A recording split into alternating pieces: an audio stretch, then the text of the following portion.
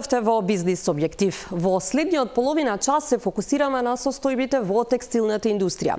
Бројот на работници драстично се намалува. За една деценија е преполовен. Странските компании го селат производството во Бангладеш и Пакистан, каде има поевтина работна сила. Со нашите соговорници разговараме како да се спаси текстилната индустрија во Македонија, која во моментов е во длабока криза и се соочува со сериозни предизвици за опстанок. Паѓа извозот и бројот на вработени во текстилната индустрија во Македонија. Текстилната индустрија, поготово конфекционирањето, се уште ја поддржува онаа брза мода, која што е ефтина гардероба. Секогаш ги сели своите капацитети некаде во некои други земји каде што работната сила е ефтино платена. Дел од текстилните фабрики ставија клуч. Модната индустрија навистина ќе претрпи голем удар.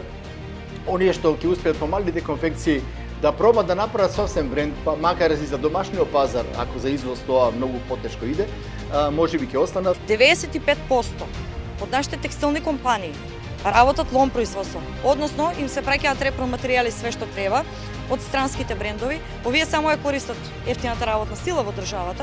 Беспилотни летала, вештачка интелигенција и дигитален надзор станува клучно оружје на грчките инспектори во борбата против даночната евазија. Земјата сега бележи буџетски суфицит. Изминатите месеци неколку фабрики од текстилната индустрија ставија клуч. Без работа останаа стотици работници. Пад бележи извозот, а дополнителен проблем за кој со децении наназад се зборува е што речиси целиот извоз отпаѓа на лон производство, а само мал дел е сопствен бренд. Срѓан Стојанчев ги анализираше состојбите во текстилната индустрија, каде некогаш работеа повеќе од 60.000 работници, а сега има двојно помалку. Дека текстилната индустрија е во криза веќе стана општо место. Индустријата за производство на текстил и облека со години пропаѓа. Се намалува производството, се намалува извозот, се затвораат работни места, луѓе, првенствено жени, остануваат без работа. Се чини дека никој не е заинтересиран да ја спаси индустријата која своевремено беше една од главните извозни гранки. Од друга страна се наметнува и прашањето дали вреди да се спасува индустрија која мака мачи да обезбеди минимална плата за вработените. Текстилната индустрија во Македонија со децении беше една од најважните индустријски гранки. Во нејзиниот зенит во 70-тите и 80-тите години се произведуваше буквално се. Од ткаенини до конци, копчиња и патенти, а се извезуваа готови производи. Во тогашните југословенски текстилни гиганти работеа по илјадници луѓе. Центарот на индустријата е во Штип, кој го добива прекарот македонскиот Манчестер. Со распадот на Југославија и транзицијата, голем број од гигантите пропаѓаат. Производството на репроматеријали речиси исчезнува, а текстилните комбинати преминуваат на лон производство. Односно, странските брендови носат во Македонија се, од ткаенини до копчиња, а тука само се шие облеката. Со други зборови се увезуваат репроматеријали, а се извезува само ефтина работна рака. Околу 2/3 од извозот завршува во Германија, која е најважниот пазар за македонските производи. Сега Германија ги намалува нарачките, а странските брендови го селат производството во Бангладеш и Пакистан, каде што има многу поевтина работна сила, иако се уште заостанува и со продуктивност и со квалитет. Платите во овој сектор растат многу побрзо од цените на услугите и тој јас не може да се надомести ни со автоматизација, ни со штедење, вели Ангел Димитров од Сдруженијето на текстилната и кожарската индустрија во Стопанската комора на Македонија. Значи, ние станавме прескапи за текстилот. И ова не е ништо ново. 96-та година, кога нашиот партнер ја затвори фабриката во Олденбург, тогаш во неговите работнички заработуваа 800 марки. Тогашните 800 марки беа неинтересни, луѓето почнаа да штрajkуваат, негодуваат и тоа ја затвори фабриката, отвори фабрика во Романија, а потоа и кај нас. Пред 5 години ја затвори во Романија, бидејќи стана скапи, сега очигледно го сели производството од овде во Бангладеш, кај што моментално работи тој со 2 фабрики за неговото производство. Истражувањето на Гласен текстилец покажува дека само од почетокот на годинава биле изгубени над 5000 работни места во текстилната индустрија. Без работа најчесто остануваат жени над 45 или 50 години кои потоа многу потешко наоѓаат работа. Кристина Ампева вели дека вината за пропаста треба да се бара и во државните органи, но и во сопствениците, кои, како што вели, направија пари кога беше лесно и ги затворија фабриките кога требаше да се запне. Ние уште од 2017 им кажуваме на работодавачите од текстилната индустрија дека се уште работат на машините од бивша Македонка и Јастиво, дека немаат направено никаква модернизација во производството.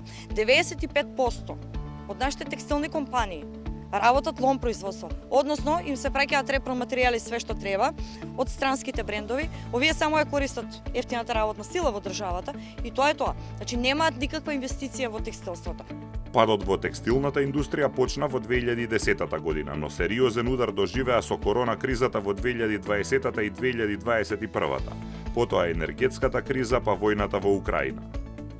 Во доцните 80-ти и раните 90-ти години во текстилната индустрија имало над 60.000 вработени, но тие бројки очигледно се веќе недостижни. Само во изминатите 8 години бројот на вработени е преполовен. На средината на 2017-та, например, имало над 40.000 вработени, но во пандемијата на короната тој број драстично се намалува на 28.000.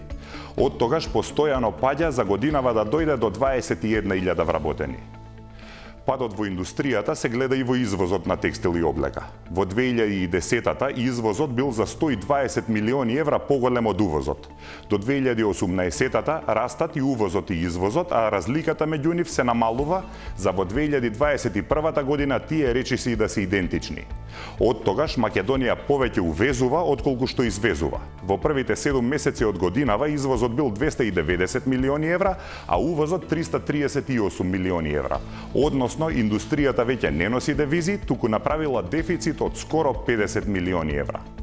Клучното прашање што се поставува е дали може и дали треба да се спасува оваа индустријска гранка ако не може да биде конкурентна со минималните плати кои ги добиваат работниците. Димитров не е многу голем оптимист за иднината на овој сектор.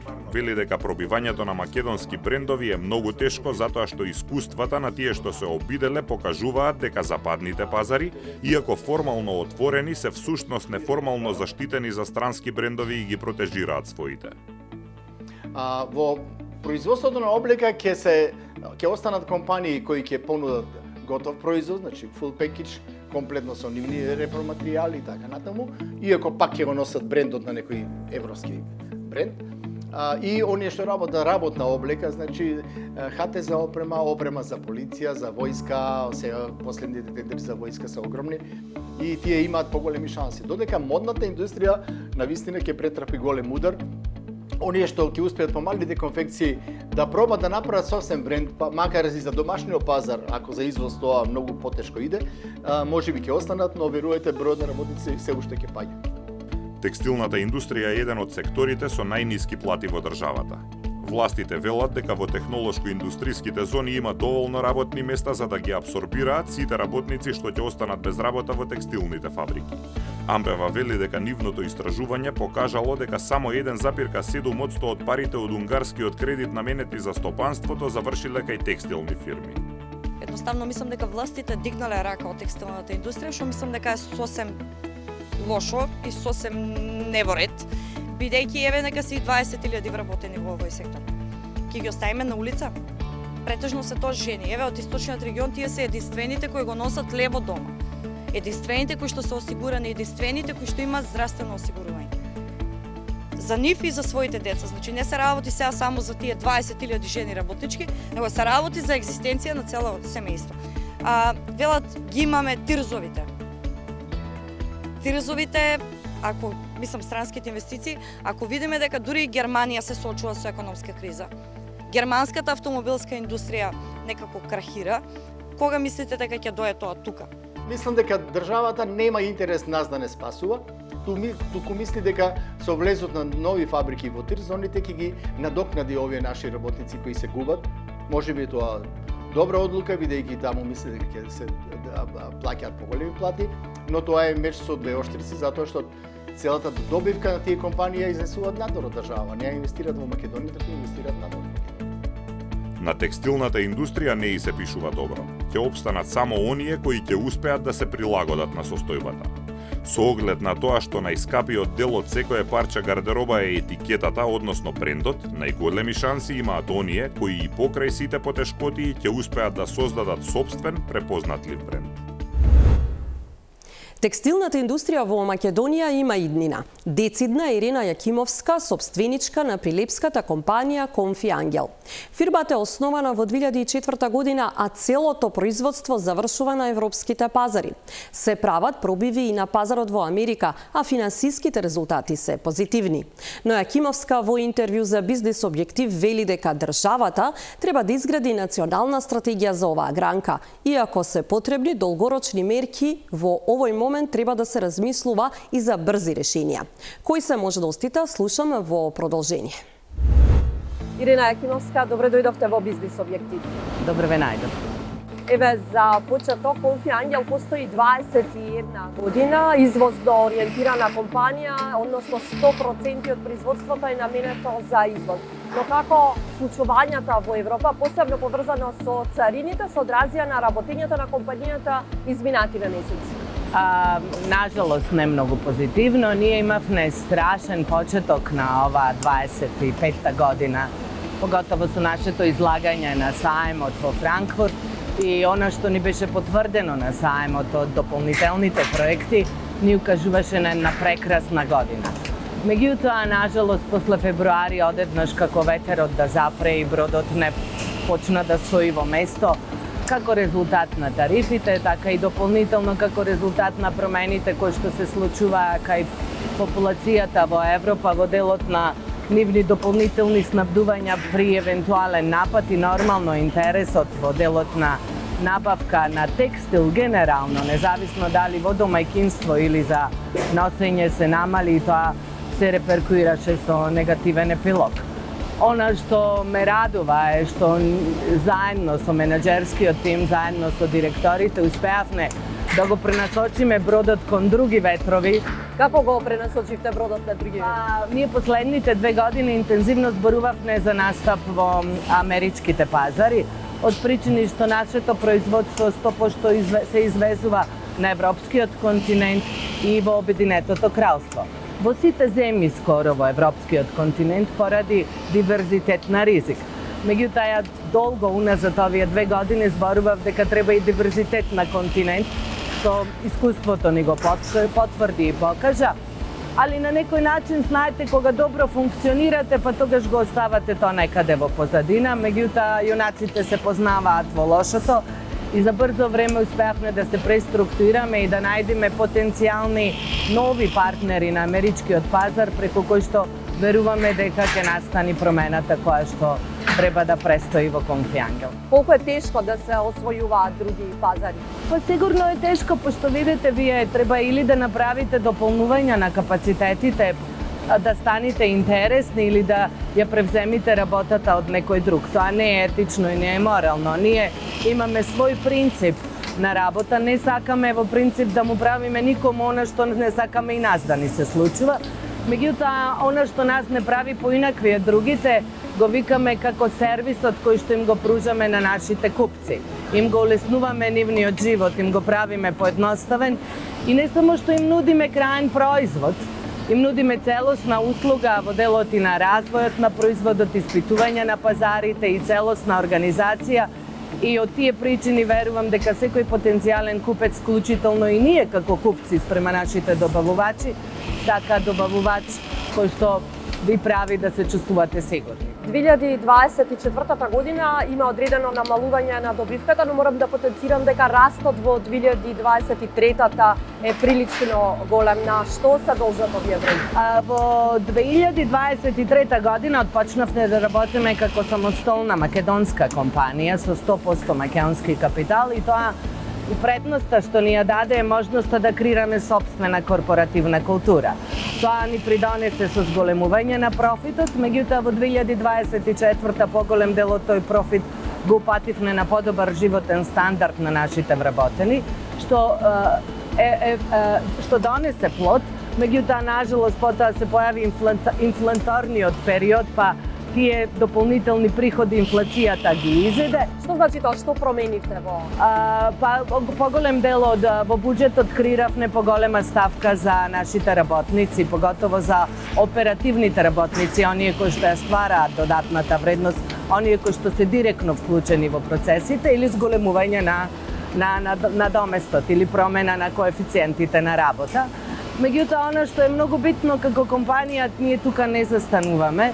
Работиме на подобрување на животниот стандард по различни основи, пошто не е животен стандард само вие колку приход земате, животен стандард и колку имате слободно време истиот тој приход да го потрошите заедно со вашето семејство и колку производи можете да купите и каков квалитет за тој приход. Добро е кога компаниите прават профити, меѓутоа од друга страна колку е тешко кај менаџерите, кај лидерите да се откажат од дел од профитот за сметка на животниот стандард на вработените. Конкретно еве тоа ни се случи оваа година и мене ми е драго што ја донесовме со останатите директори таа одлука. Се најдувавме пред раскрсница дали да испуштиме 100 вработени или да продолжиме да работиме по цена и штета на профитот поради лош бизнис циклус. Имено заради не добивме ние откажување на налозите. Едноставно купците немаше побарување од нивна страна. Одлучивме да ги произведиме тие налози поради тоа што нашиот тип на производ нема животен век. На некој начин немавме штета од тој аспект, меѓутоа направивме лош бизнис циклус, сработивме налози кои што треба да се извезуваат октомври и септември.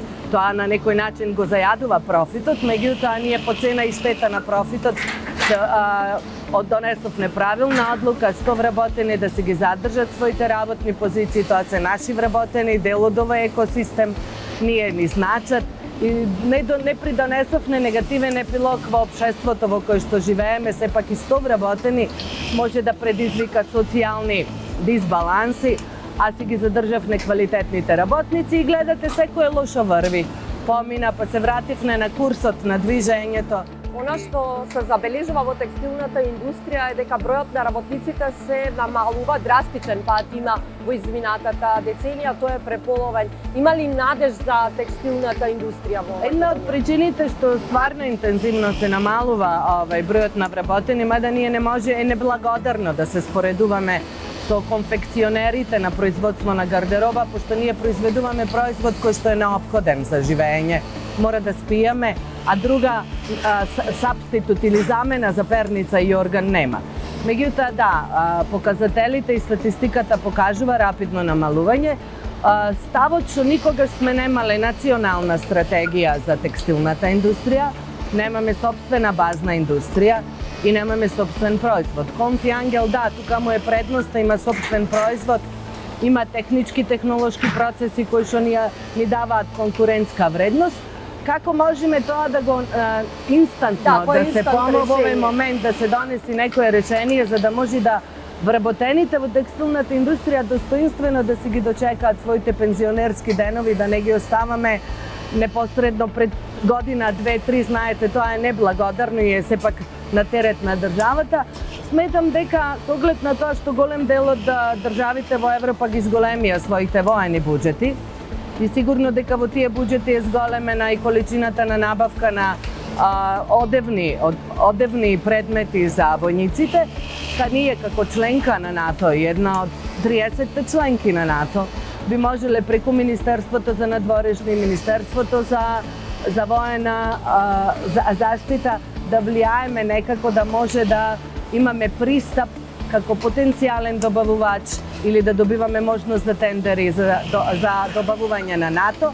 Ние конкретно во Конфи Ангел веќе се регистриравме и имаме свој НАТО бројче, меѓутоа пристапот до тендерите и понудата не е баш така едноставна и во овој момент верувам дека државата има свој механизми како може да им помогне на компаниите, барем да си ги задржат вработените до известен временски период до пензија, а на долг рок сепак државата треба да одлучи дали смета дека треба да има одредена текстилна гранка. Јас верувам дека треба да има, пошто на нашите простори постојат квалитетни и дизајнери и постојат прекрасни компании, меѓутоа недостасува базната индустрија и репроматеријал. Ние сме 100% увозно зависни од репроматеријали од трети земји, да се надополни тие недостатоци за да може да се стабилизира индустријата на едно соодветствено ниво. Од друга страна, колку сме веќе и конкурентни во однос Во овој момент, со оглед на тоа што ги зголемуваме на доместокот на платата, знаете, текстилната индустрија поготово конфекционирањето се уште ја поддржува онаа брза мода која што е ефтина гардероба, секогаш ги сели своите капацитети некаде во некои други земји каде што работната сила е ефтино платена. Ние во компанијата Конфи Ангел никош не сме верувале во ефтина работна сила. Веруваме во квалитетна и среќна работна сила. Колку е просечната плата? Па некаде околу 38 до 40.000 денари излегува. Колку се вложува во модернизација и колку се следат трендовите на вештачка интелигенција, на роботизација? Континуирано вложуваме во нова технологија, меѓутоа не по цена и штета на нашите вработени. Одлуката е донесена дека преку новата и модерна технологија и дигитализацијата и автоматизацијата ќе го зголемуваме профитот или ќе зголемуваме продуктивноста на трудот, се до моментот додека нашите вработени не стигнат право на пензија. Нажалост не ги заменуваме оние што дат во пензија, пошто еве само што ни стигна машина која што заменува 13 шнајдерки. Меѓутоа, од морални и етични побуди сакаме тие што биле со нас во овие 21 година достоинствено да си го задржат, да си го завршат својот работен век и достоинствено да си ги испратиме во пензија. А сигурно во делот на автоматизацијата за која што интензивно се зборува во последно време многу, дека и ние дефинитивно нема да останеме имуни. Конкретно, еве доколку би постоел модул на вештачка интелигенција за книжење во книговодство, сигурно дека ќе бидеме меѓу првите во кои што ќе инвестираме, пак ќе потенцирам. Не поштета и цена на вработените, меѓутоа би сакале да го зголемиме продуктивноста и да бидеме во тек со времето. Текстилната индустрија се смета за еден од најголемите загадувачи во светот. Што тука работите за да се намали еве тоа? Ние како компанија уште пред 18 години го отпочнавме процесот на рециклирање, тоа мојот татко го иницираше, покоен татко. А во меѓувреме, благодарение на тоа што е донесен законот за колективни постапувачи во текстилна индустрија, и тука морам да потенцирам дека сме меѓу првите во регионот, формиравме колективен постапувач Тексома, кој што чија основна задача е креирање на инфраструктура и собирање на текстилен отпад како од домајчинство, така од индустриите.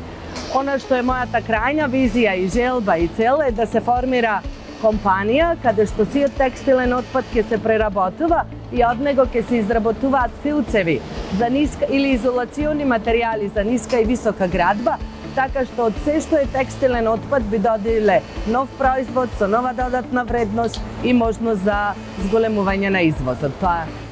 Која е најголемата промена што ја имате направено во работењето во избирачниот период? Па најголемата промена беше откупот на нашите партнери.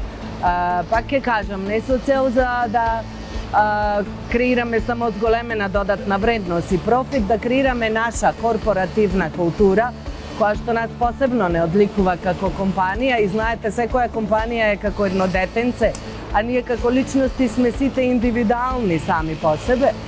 И самиот процес на откупот, реализација на откупот или креирање на нова компанија со 100% македонски капитал, ми даде за можност од кога ги поставив работите онака како што треба, да си се повлечам целосно, оперативно, повеќе не сум оперативно вклучена во процесите, и да ја предадам, пошто компанијата веќе е полнолетна и е зрела, и да ја предадам на некој кој што директорот на компанијата Филип Велески, кој што има, викат, сличниот на сличниот му се радува, чија што задача е нормално мојата зацртана корпоративна култура да ја имплементира и понатаму.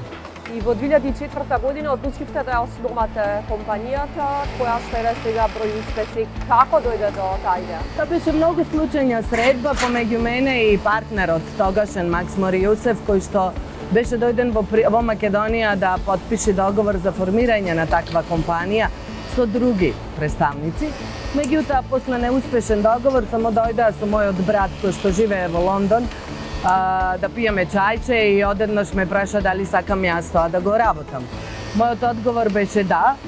Морам да кажам дека тоа да е големо, знаете. Имате искуство во? Не, никакво искуство. Јас имав само бутик, носев гардероба од Лондон.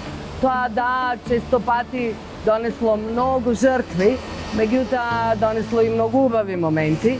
Она што дефинитивно знам дека не постои успех без давање на огромни жртви и целосно посветување. Ирина Јакимовска, благодарам што зборувате за бизнисот. Молим ви, благодарам и вас.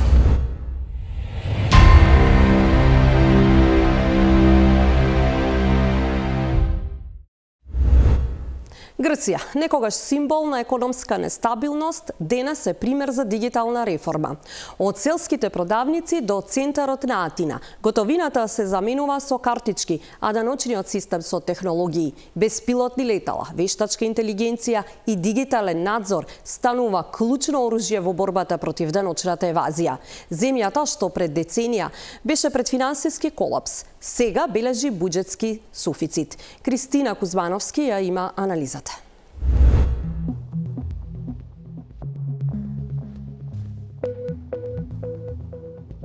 Со децении, грчката економија беше дефинирана од неефикасност и даночна евазија.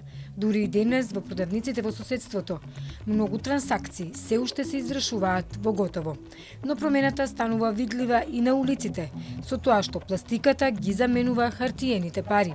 Дебитните и кредитните картички во општата популација на Грција достигнуваат рекорди. Конкретно, според податоците на Банката на Грција, објавени во нејзиниот неодамнешен извештај, активните платежни картички во Оптек изнесуваат 20,7 милиони на 30 јуни годинава. Собственикот на продавница, Андреас Јосифидис, вели дека летниот туризам носи поголема употреба на картички, дури и само за мали суми. Αρκετή χρήση γίνεται και με κάρτα. Πιο μεγάλη χρήση είναι με μετρητά. Αλλά αρκετή χρήση και λόγω τουρισμού που γίνεται το καλοκαίρι που είναι πιο πολύ, είναι με κάρτα. Και για ελάχιστα ποσά, μηδαμινά. Граѓаните на Грција ја поздравуваат практичноста на дигиталните плаќања, бидејќи повеќе не треба да носат готовина. Υπάρχει μεγαλύτερη ευκολία να μην μεταφέρω μετρητά χρήματα και υπάρχουν και κάποια μικρά ωφέλη μέσω τραπέζης. Во текот на кризните години, меѓународните кредитори воведоа казнени мерки за штедење во замена за 3 огромни пакети за спасување. Населението на Грција длабоко ја почувствува болката, платите беа намалени, компаниите се затворија, а економијата изгуби работни места. Постојаниот притисок од кредиторите ги принуди последователните влади да модернизираат еден од најслабите даночни системи во Европа. Хартиените досиеа и факс машините исчезнаа.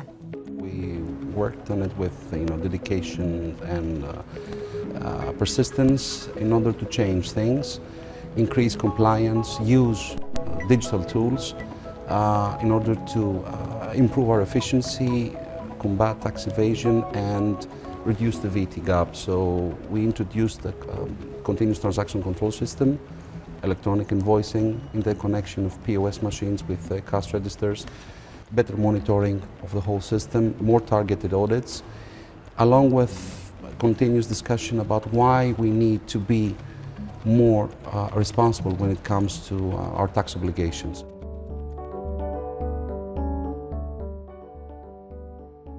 Пред една деценија, семејствата во главниот град на Грција се собираа во поранешен трговски центар во индустријска зона на Атина. Денес, трговскиот центар го нема, а на негово место е седиштето на независниот орган за јавни приходи на Грција. Зградата содржи дигитален команден центар, што символизира национален пресврт. Таа е преполна со инспектори кои ги бркаат даночните измами. Им помагаат беспилотни летала, преноси во живо за надзор дури и од грчките островски пристаништа и од далечените земјоделски села. Аналитичарите следат милиони трансакции во реално време и ги нарушуваат нарачките кај бизнисите, означени од алгоритми за висок потенцијал за нелегална активност. Новата технологија го преосмисли даночниот систем на Грција, кој некогаш беше синоним за неефикасност. Дигитално овозможените реформи помогнаа грчките обврзници да се вратат на инвестициско ниво. А Грција, некогаш сметана за финансиски отфрлена во Европа, сега има буџетски суфицит. Земјата беше една од само 6 земји членки на Европската Унија, кои забележаа буџетски суфицит во 2024 година по дефицити со децении. Импулсот продолжи и оваа година со владини приходи кои ги надминаа целите до август. We saw how what we have done over the years has helped the country to increase its ratings. We got investment grade also because of that, thanks to the work that has been done. And this is also a very powerful argument to the Greek society, as I said, that being tax responsible is actually beneficial at the end of the day.